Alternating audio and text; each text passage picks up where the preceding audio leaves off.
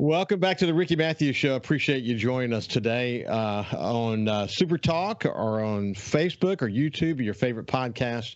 As I often say, we try to be there wherever, whenever, however you want to engage in the show, and we really appreciate you paying close attention. Excuse me. We've really enjoyed keeping these conversations going. Listen, for regular listeners, you know this. I went to the University of Alabama in Birmingham right out of high school to paramedic school and worked as a paramedic for a short period of time at Mobile Medic in coastal Mississippi, and then went on to pre-med. Eventually, along the way, I changed my major, went toward an MBA, did an internship at the Sun Herald, and the rest is history. But as I continued to work part-time as a paramedic, I tell you, I look back on those days, some of the most important days of my life, to be honest with you, because what I learned about emergency medicine and the role that the emergency medical system plays in a community, I've been able to carry into my adult life. And of course, as you well know, when my daughter Mila 2 years ago stopped breathing, it was an absolute blessing that I knew how to do CPR, and thank God the rest is history on that. But you get these opportunities in your life to make a difference in people's lives. And for those of us who have needed emergency medical care along the way, who have had to have help from the fire department and ambulance service along the way, you know how important it is that when you call 911 that they come. You know how important it is that they have the ability to do advanced life support, which oftentimes means being in communication with a doctor. There's so much that goes with that. There's actually some changes that are at least being considered in Harrison County that I wanted to circle back with my friend Rupert Lacy. You may remember Rupert. He was for 13 years Harrison County's emergency management director, and I wanted to invite him on the show to talk a little bit about what's up. What is this consideration that is underway now in Harrison County? So I wanted to personally understand better what's going on and where should our focus be. I think that's probably the way to say it. But without any further ado, let me welcome my friend Rupert back to the show. How you doing, buddy? Doing good, Ricky. Glad to be back. Well, you heard how I set it up with a history. I don't know if you even knew my history was, and I was going to be an emergency room physician, and was well on my way, and decided that I had seen enough death and dying, decided to change my major, and so the rest is history. But I think once a paramedic, you're always a paramedic. Once you understand how emergency medical systems work, you always care about it because it's sort of the lifeblood of community, literally, isn't it? It is, and of course, in those early days when you were down here practicing, the art is that we had just gone from 2 ambulance services to 1, and it was that's where AMR came from back when we were divided in the early 70s, early 80s, I should say, and we became 1, which of course increased the proficiency of the EMS system. So, Rupert, what's going on? What got you involved in wanting to really be engaged in this? Because as I think about ambulance services and what they bring to a community, I often say about us is that we're incredibly resilient. I mean, we've been through very, very difficult times, and we know how to bounce back. The emergency medical system is part of that. So, what is it that brought you into the conversation? And then, can you tell us more about what's under consideration now that has you a little bit concerned?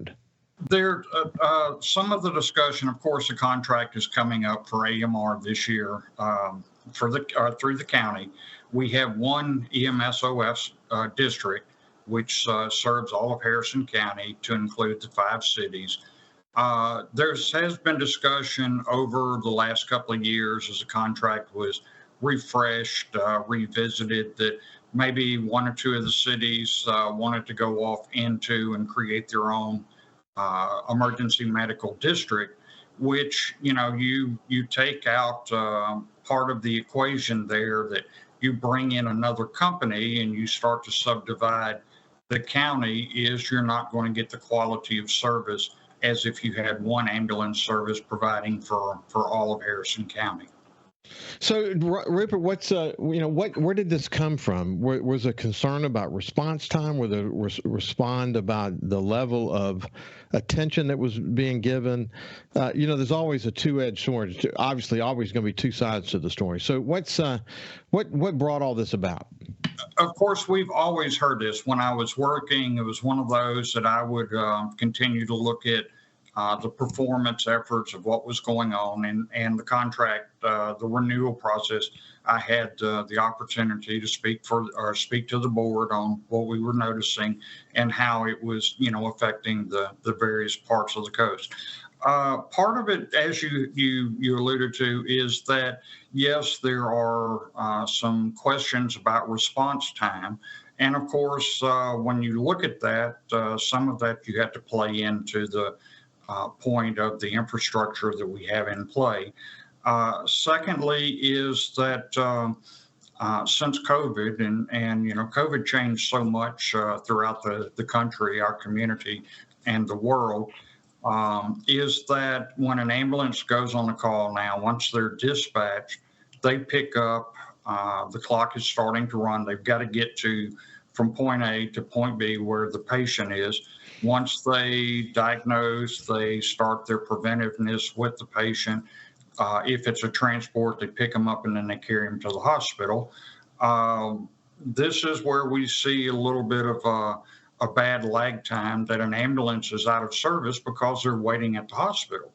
We're robust on the coast. We've got, or Harrison County, we've got 3 hospitals, but none of the hospitals are at the same level of care.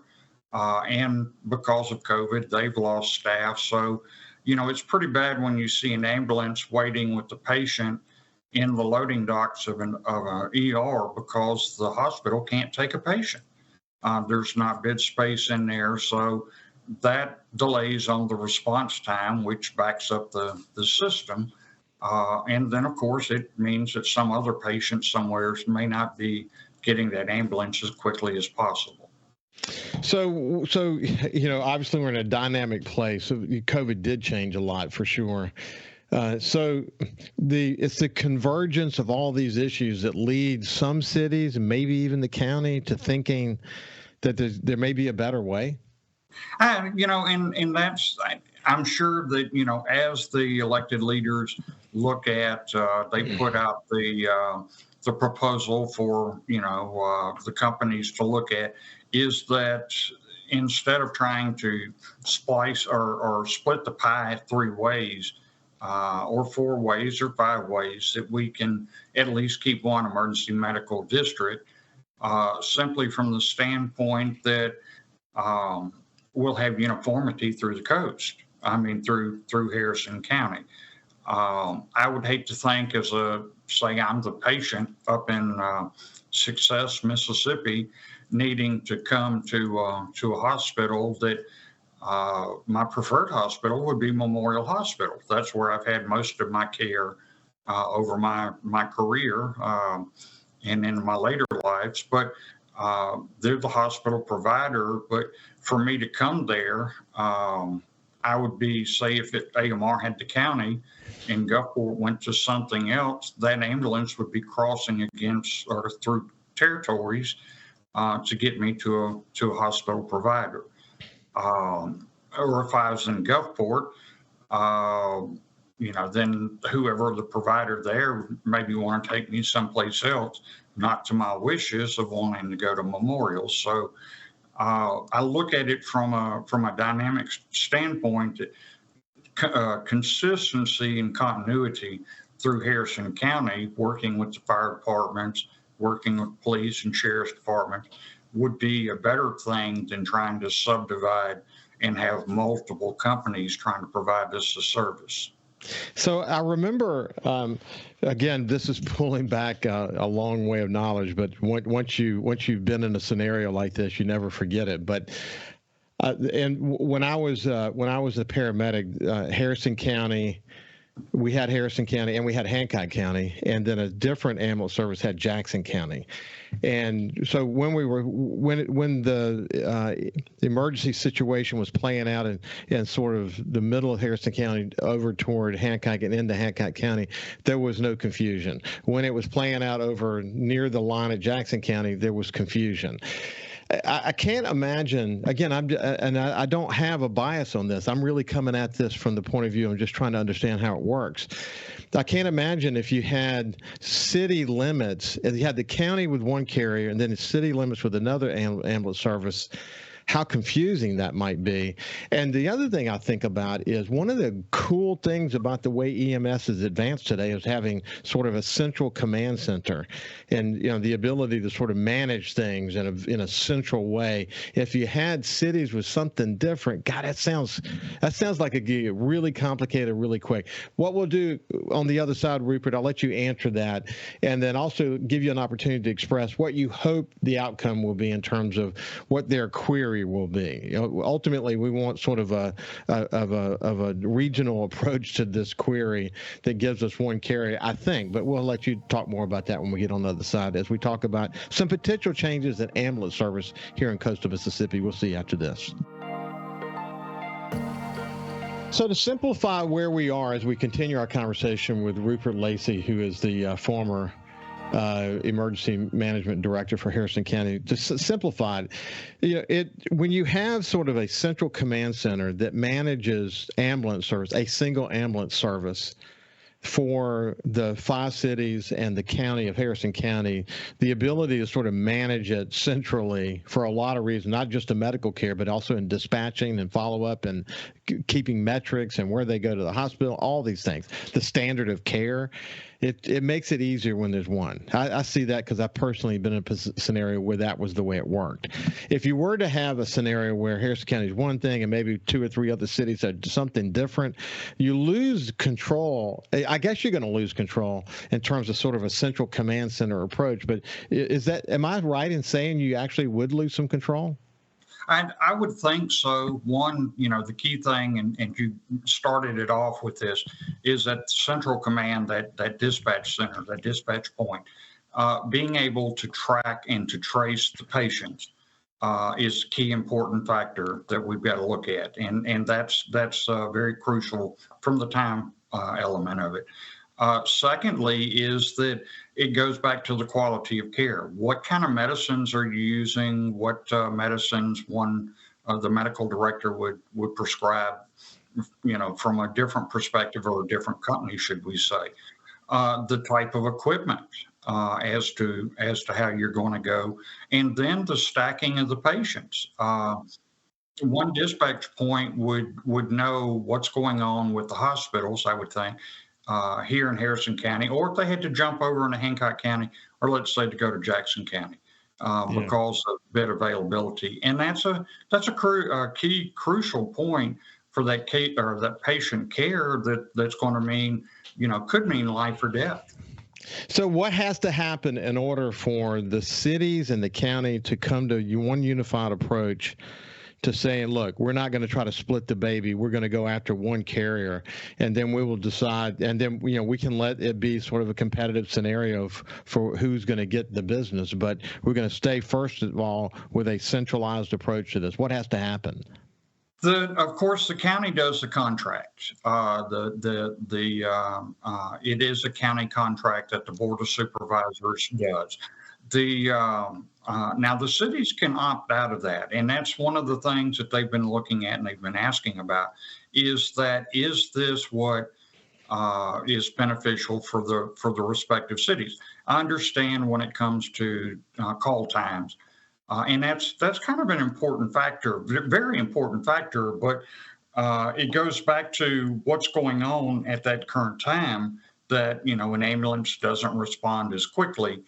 I mean, there are, as I kind of looked at it in the day while I was working, what the call volume is, what's going on in the county, road infrastructure and all that. How many ambulances did AMR actually have online at the time? And, in my day is that if it was something crucial, beneficial, or whatever, AMR would put other ambulances on the road during peak times. But they go to that call, they're responding from that call to the hospital, and then there's another accident. God forbid an ambulance get in an accident, but we've seen that over our history.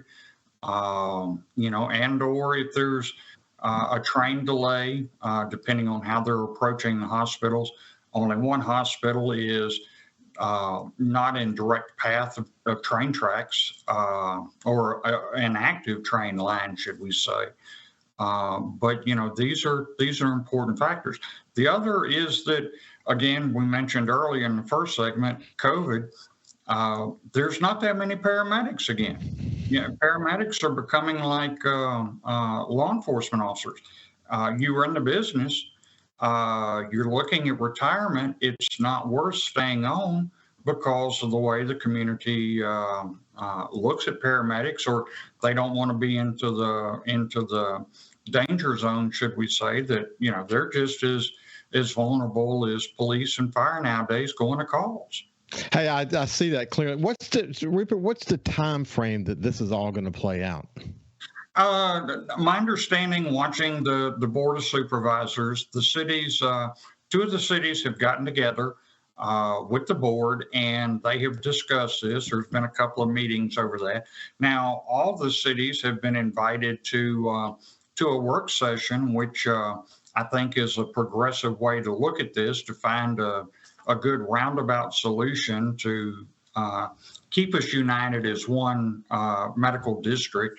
And some of that discussion is kind of like the same approach we did when we went into 911 emergency dispatching.